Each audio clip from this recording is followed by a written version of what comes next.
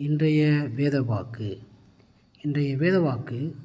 தேவன் தமது சித்தத்தின்படி அவயங்கள் ஒவ்வொன்றின் சரீரத்திலே வைத்தார். 1 கொரிந்தியர் 12:18.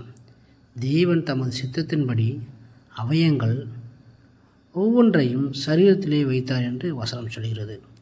கிறிஸ்துவின் சரீரத்தில் இணைக்கப்பட்ட எந்த ஒரு அங்கமும் மற்ற அங்கத்தை தேவையில்லை என்றோ அல்லது எந்த அங்கமும் தனக்கு அந்த சரீரத்தின் யாதொரு வேலையும் இல்லை என்றோ சொல்ல முடியாது. ஆவிலே நிரப்பப்பட்ட ஒவ்வொரு அங்கமும் தலையாகிய கிறிஸ்துவின் கீழ் அவர் நடத்தும் வழியில் அவர் ஊழியத்தை செய்ய வேண்டும். அவரவர் ஊழியத்திற்கு தக்கதாக பலனளிக்கும் காலம் வரும்பொழுது தேவனுடைய ஊழியத்தின் சகோதரருக்கு உதவியாக இருந்து செயல்பட வேண்டும். அப்படி உதவியாக இருந்த ஆக்கில்லா பிரிஸ்கிலாவை விட பவுல் அப்பல்லோ செய்த காரியங்கள் எவ்வளவு மேன்மையுள்ளதாக கருதப்படும் என்பது யாருக்கு தெரியும்? ஆதாரமாக பார்க்கும் பொழுது 1 கொரிந்தியர் 12:12-18 இப்படியாக சொல்கிறது.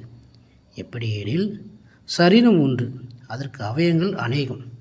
ஒரே சரீரத்தின் அவயங்கள் எல்லாம் அநேகமாயிருந்தும் சரீரம் ஒன்றாகவே இருக்கிறது. அந்த பிரகாரமாக கிறிஸ்துவும் இருக்கிறார்.